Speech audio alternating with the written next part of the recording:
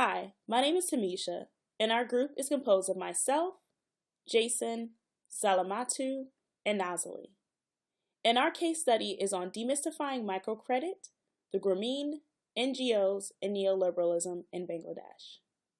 We will begin with a brief introduction of our case study and discuss the following themes: globalization, neoliberalism, and the NGO as a shadow state, microcredit and the political economy of shame, NGOs and Bangladesh, the Grameen Bank model of microcredit, group versus individual responsibility, the making of neoliberal subjectivity, and neutralizing dissent.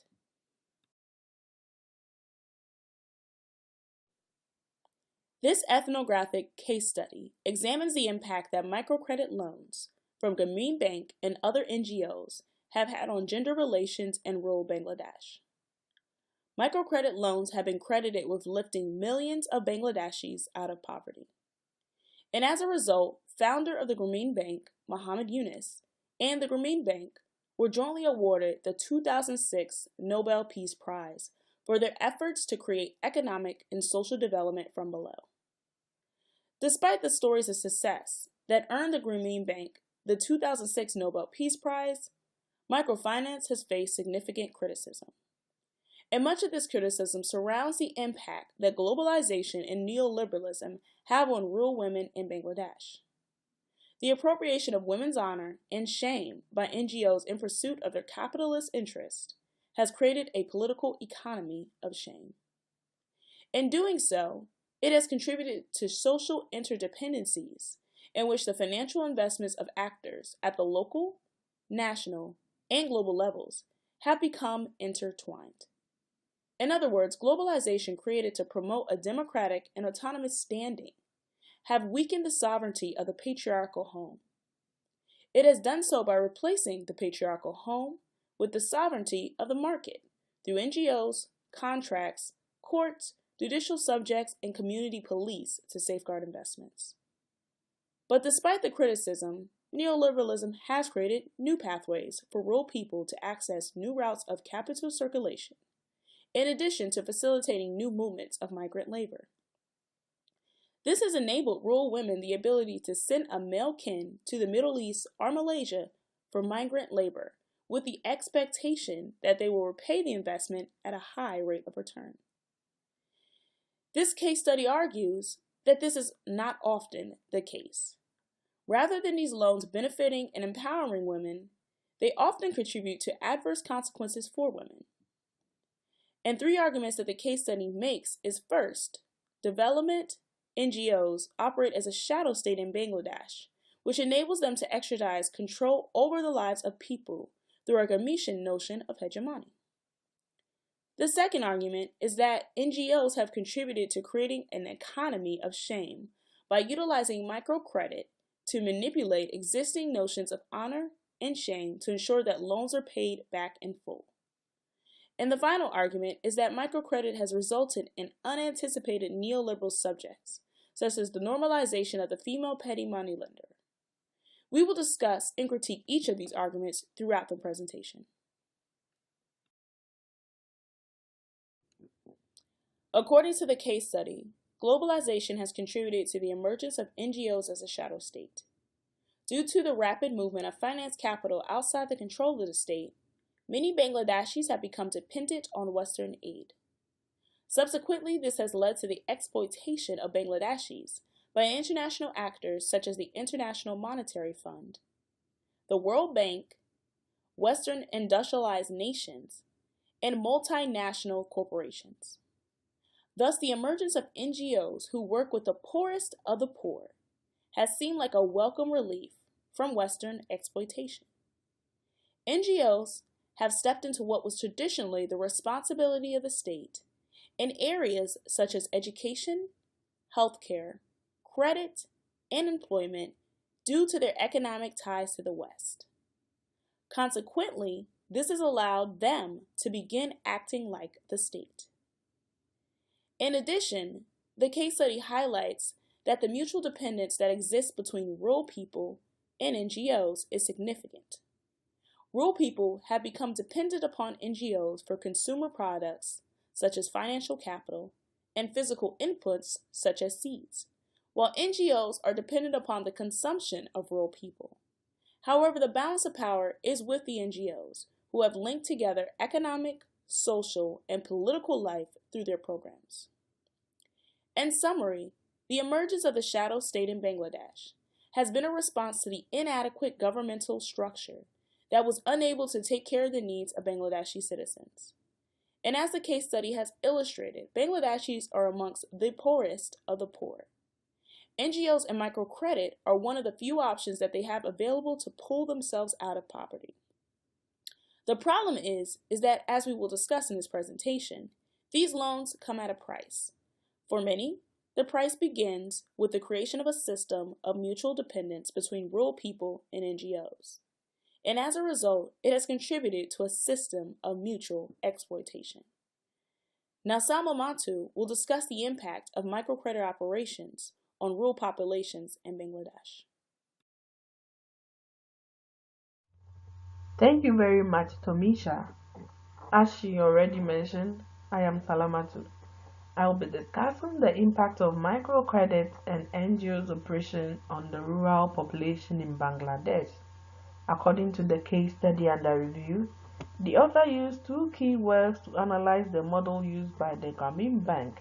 These are microcredit and economy of shame. The author points out that though microcredit is usually seen by many as the giving of small amount of money to the poor in the form of loans to serve as a weapon to eliminate poverty, but to the founder of the Grameen Bank, Mohammed Yunus, microcredit operation goes beyond this.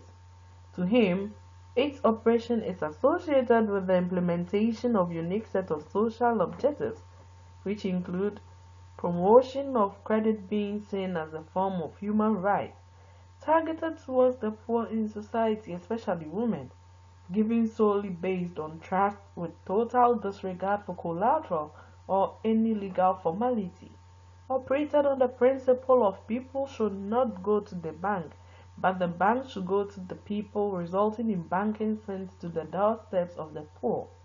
Credit not meant for consumption, but to create self-employment, income-generating activities, and provision of shelter for the poor, to pave way for the non-credit worthy in society, which was the description conventional banks gave to the poor to deny them access to credit, and above all, it gives high priority to building social capital. The Grameen Bank model, guided by these objectives, believed that women inclusion and participation in income generating and community activities, aside their social reproductive roles, which are childbearing and raising, maintenance of households, and the overall well-being of the whole family, thus feminization of survival, will be very important contributors to the development of the economy of rural Bangladesh. Hence, the bank's contribution via microcredit to give economic emancipation to the poor village women by assisting them with loans solely based on trust to enable them to participate in diverse socio-economic activities to earn an income for a living. As we all know, every society exists under a set of laws to regulate behavior, and rural Bangladesh is no exception. But it is unfortunate that in rural Bangladesh, this onus lies on only females, that is daughters, wives and mothers within households. They are therefore always expected to be of good behavior to continuously protect their family names, as long as the patriarchal system exists in Bangladesh.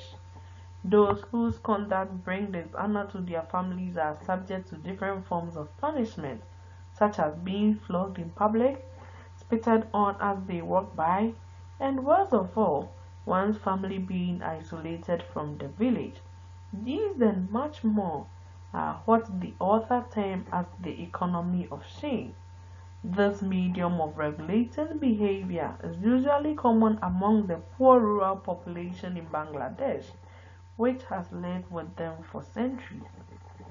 The NGOs and microcredit institutions also resorted to this economy of shame to enable creditors pay back their loans on time, which contributed to the success of their programs in rural Bangladesh, because if borrowers do not pay, there is no collateral to be used to replace the credit owed.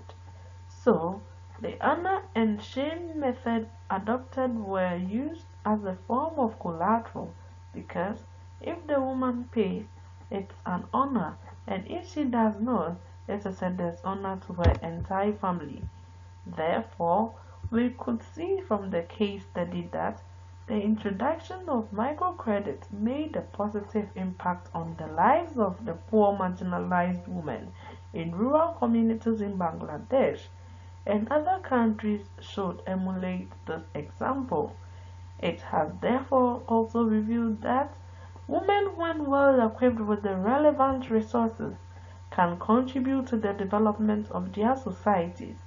This depicts that feminization of labor is necessary because men sometimes lose their jobs and women have to work and earn something for the family's survival. But we think these NGOs and microcredit institutions must adopt other forms of collateral other than the economy of shame because it is seen as a form of gender discrimination, though some of these women only acted as agents of collection for their husbands and had to accept the repayment responsibility when the men misused the credit. NGOs went to the rescue of Bangladesh after being through crisis. They contributed to rebuilding and bringing life into rural communities, which were ignored by the government. This made some people refer to these NGOs as the state or government because they were seen performing tasks and roles that should be a government responsibility or burden. The adoption of the Women in Development Word paradigm by the NGOs at the time made a significant impact on women and the economy of Bangladesh, especially the rural part, because institutions that provided foreign aid at the time were also interested in the paradigm.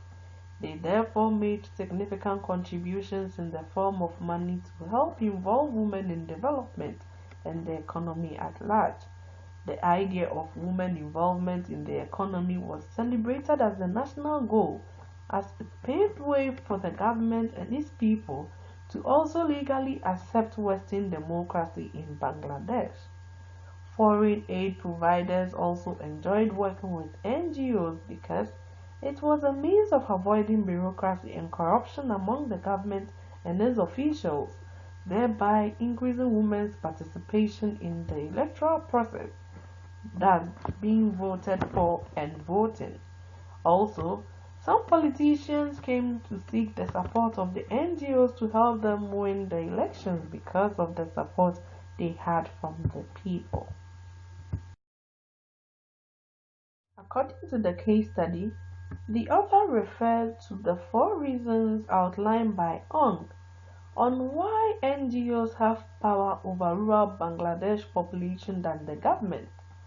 First is the fact that the state totally ignored the rural part of Bangladesh after the crisis, but the NGOs came to the rescue of these communities to contribute to their socio-economic welfare by providing the people with access to primary education, access to credit solely based on trust without collateral, and providing them with telecommunication services. Secondly, because the government had neglected the rural folks in Bangladesh, the NGOs became their only source of financial assistance for individual borrowers as well as other private money lending institutions. Thirdly, these NGOs further provided educational scholarships to some of the rural folks, and others were sent for international training programs. These NGOs, in addition, employed these graduates after successful completion of their programs. Lastly, In order for the NGOs to win the hearts of many intellectuals in Bangladesh, the NGOs contracted a number of university professors as their consultants so that they will accept their programs and make it free of criticism. With the support of these knowledgeable personalities, it made the general public to have trust in the programs of these NGOs. Interestingly, the case study reveals to us that the government of Bangladesh took advantage of the interest foreign aid providers had in the work paradigm and received money from them, but they did not use the funds to develop the capabilities of these women, leaving them in the rural communities of Bangladesh underdeveloped until the emergence of NGOs. Again, the rural population in Bangladesh avoided the government because they also felt that their welfare was privatized, as the NGOs were their only sources of help. Moreover, although the NGOs sponsored women in politics, they never influenced the choices made by the people, which was a very positive sign that the NGOs understood democracy, hence, the people freely made their own choices. But the introduction of the women into politics was a threat to the patriarchal system in Bangladesh, though it was a practice of democracy. In summary, we could therefore see from the case study that microcredit and NGOs operations in rural Bangladesh did equip rural women to be involved in different income generating activities in addition to the social and educational programs introduced by these institutions in order to increase gender equality, overcome poverty, reduce discrimination and abuse they experience in the society. My colleague Nazali will throw more light on the Grameen Bank model of microcredit.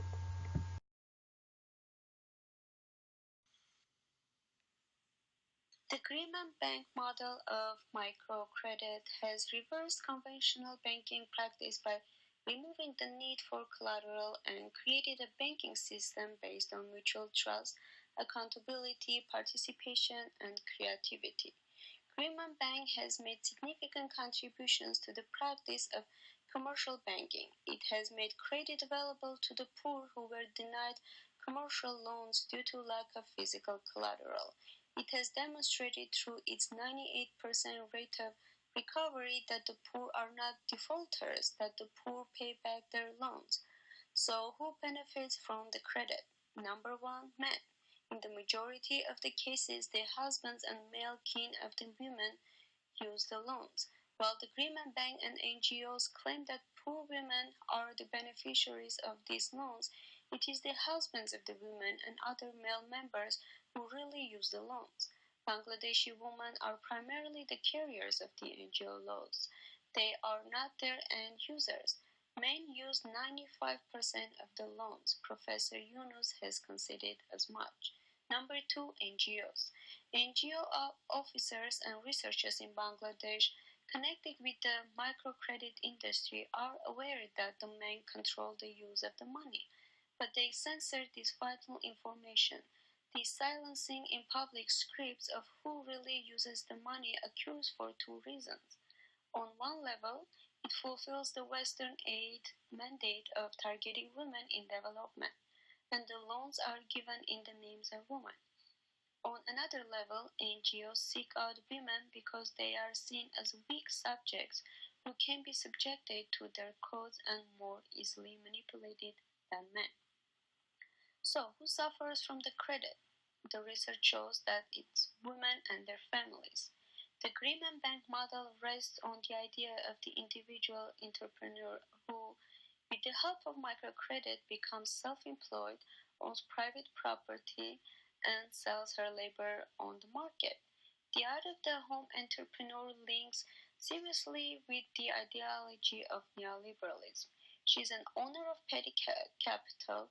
This production of the ownership ethic is against wage labor, overtime pay, retirement benefits, and workers' compensation, i.e., against the very foundation of a welfare state. Failure to succeed now rests solely with the individual and not with the corporation, NGO, or the state. It's worth noting that most of these jobs would fit in definition of extension of domestic work as introduced in Camilo's Unpaid Household Labor, a conceptual approach. Domestic work plus responsibilities of paying back the loan restrict women access to employment opportunities, training, education, lowers wages, force housewives to add productive work while also increasing domestic work, raising percentage of female-headed household.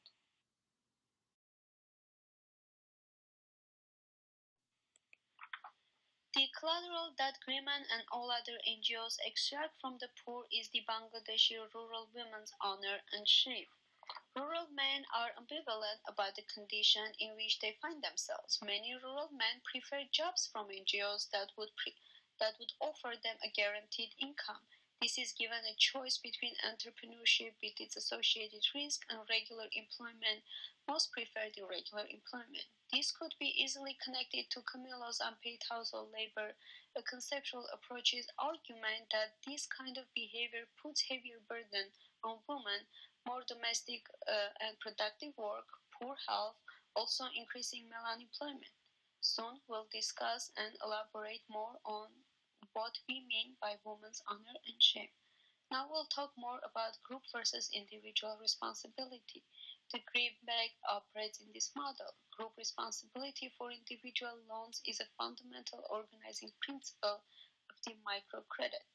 For this group of women, in order to pay back these loans that contain many hidden costs that raise the rate to 50-60%, each woman was responsible for the repayment of the other loans in the center. When a default occurred, the bank or the NGO withheld money from the other members, forcing them to either pay up or lose access to further loans. So are we really surprised? Not really, because Greenman Bank is a business and not a charity. The bank tied individual responsibility to group responsibility, using that as a mechanism to maintain tight fiscal control over repayments. In instances where everything had been repossessed because of a large default, members would sell off the defaulting members' houses, which is considered as the ultimate shame of dishonor in rural society. In other words, serious defaults led to homelessness of family concern. The NGOs also used the police and courts to harass these poor women to pay up. In Bangladesh, where discourses of shame and modesty predominate, if a woman is held in police custody overnight, not only had she brought shame on her husband as a criminal, she had also lost her virtue. Hi, this is Jason, and I wanted to thank Tamisha, Salamatu, and Nazli for doing an excellent job discussing globalism and gender in Bangladesh. This presentation so far has been very informative about key concepts and has been rather objective. Beginning to wrap up our critical analysis, we wanted to pivot somewhat and take a more personal look at the effects neoliberalism, generally speaking, and microcredit specifically have had on women in Bangladesh. Neoliberal subjectivity is one of the compelling terms used in our case study. What exactly does this term mean, though? By now, everyone should know what neoliberal means. It essentially relates to a modified form of liberalism tending to favor free market capitalism. That is simple enough. But the second part of this term, subjectivity, is one that may not be familiar to many people. Subjectivity has two definitions. The first is the quality of being based on or influenced by personal feelings, taste, or opinions. It is this definition that the case study is explicitly dealing with, as neoliberalism's influence is on display. Interestingly, it's the secondary definition that is more appropriate for the story about to be told. This secondary definition is the quality of existing in someone's mind rather than the external world. Up to this point, our analysis of neoliberalism, microcredit, and gender in Bangladesh points to somewhat of a paradox. On one hand, it appears to have afforded women opportunities they may not have had otherwise. On the other hand, it has had detrimental effects and unintended consequences. It has freed women from oppression, while sadly, some of the formerly oppressed have become oppressors themselves. This has been an unfortunate trend throughout history and is recognized by philosophers such as Brazil's Paulo Freire. He recognized that in seeking to gain humanity, as is the case with women in Bangladesh, the oppressed cannot become oppressors themselves. Certainly, the following story cannot be applied to every microcredit story in Bangladesh, but is an example that not everything that glitters is gold. Throughout the case study, there were many examples of individuals, both men and women, playing the system. In this case, Jahanara, who is one of many female petty moneylenders in one particular village, gives some insight into how instead of reducing the presence and influence of predatory moneylenders, as NGOs such as Grameen Bank claim, it has actually increased those who dabble in usury and normalize a practice in a society that generally decries it. Traditional moneylenders, those that charge over 120% interest, actually boast that NGO loans improve their business. Jahanara's story is not unique either. 100 out of 230 households in the village are engaged in money lending. Jahanara would become very wealthy, and this would normally be considered a good thing. And it would be, if she did not manipulate and deceive a number of NGOs into giving her low-interest loans, in which she would then loan out to desperate women at traditional rates. Jahanara was able to escape a vicious cycle of poverty by gaining access to credit, and then helped enslave other women with that same credit. Then, when women were unable to repay their loans, Jahanara would do her best Russian or Italian mafia impersonation and go after them. Instead of breaking legs, she would harass, humiliate, and rob the humanity of anyone who threatened the way of life she had been accustomed to. Shamefully, behavior of this type is not only known by NGOs, but according to this study, quietly encouraged. In conclusion, we hope you both enjoyed our presentation and learned a little something about globalization and its effects on gender in Bangladesh.